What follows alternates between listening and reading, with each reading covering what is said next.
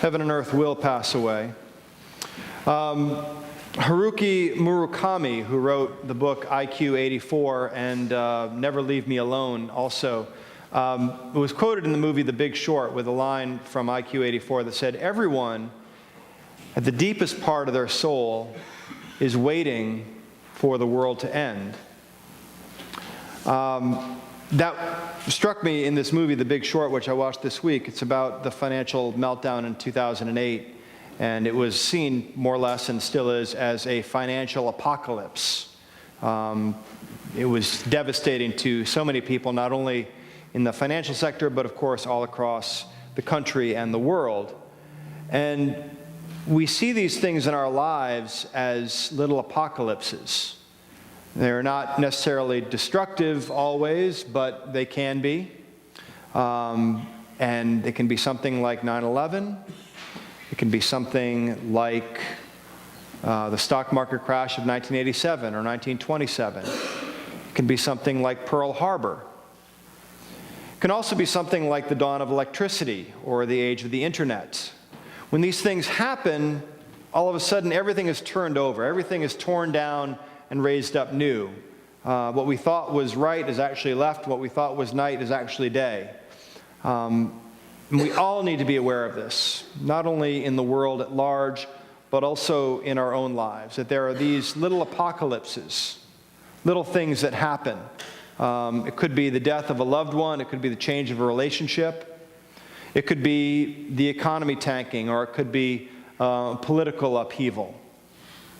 It could be something like what the church is going through right now, where I have a friend in Annapolis who reminds me that we have 14 Easters left, based on a Barna study that came out recently, that the mainline denominations have 14 Easters left with business as usual.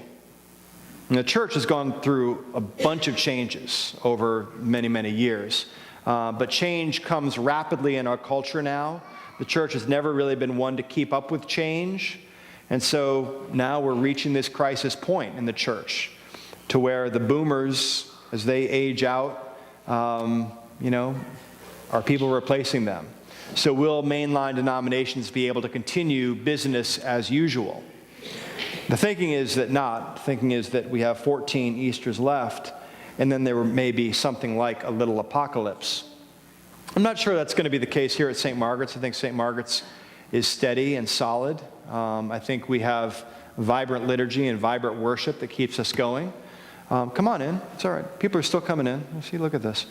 But the idea is that things don't always stay the way they are. And things will not always be the way they are. Heaven and earth will pass away. So we get this reading at the start of Advent, Mark's little apocalypse, and it reminds us to keep awake, to be prepared. Now note that when Jesus tells his followers these things, does he sound scared? Is he filling his disciples with fear and trepidation? I don't think so. I think he's telling them it's going to come, it's going to happen. And when it does, you're going to need to act. When it does, you need to know a couple things. Heaven and earth will pass away, but my word will never pass away. You need to remember that. We need to remember that apocalypse doesn't mean destruction. It really means unveiling. It means a revealing of things as they are. And when there is an apocalypse, there's also an advent. Advent means arrival or coming. So we can think about it this way. When there is an apocalypse, when there is an unveiling or a revealing, there is also a coming. When there is an unveiling of abuse or harassment, there can be a coming, an arrival of justice and truth and reconciliation. Where there is an apocalypse that reveals structural problems, there can be an advent of justice and better foundations. This is, I think, what can happen, but Jesus doesn't tell us to get out of these situations. Jesus doesn't say, here's how to avoid these little apocalypses. He just says they're going to show up. They're going to happen. And when they do, know this: my word will never pass away. The advent that we expect this season is the advent of a child king, the Son of God. And what does this advent bring us? It brings us peace. It brings us truth. It brings us a challenge to justice. In other words, the child Jesus that is born to us invites us and challenges us to use our hands in the world to build up what has been destroyed. As Isaiah says, to be repairers of the breach.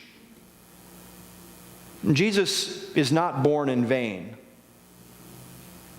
Jesus does not come to be put on a Christmas card. Jesus comes to challenge us to be lights of God in the world. So I ask myself this every Advent. I ask myself, what needs to be torn down? What needs to be leveled in my life, in my soul, in my spirit, to make room for God, to make room for Christ to come into my life anew? What injustices do I need to rid myself of? In what ways have I been living sinfully? In what ways have I been missing the mark with God? Will those be torn down, and will room be made for a child to be born in my heart? This God who says, I will come to you as a vulnerable child, born in utter poverty, born as a refugee in a country far from my home. What will I bring you? What does Jesus bring us this Advent? It's a challenge to all of us to find out how we make room for what God brings us when everything is torn down. Amen.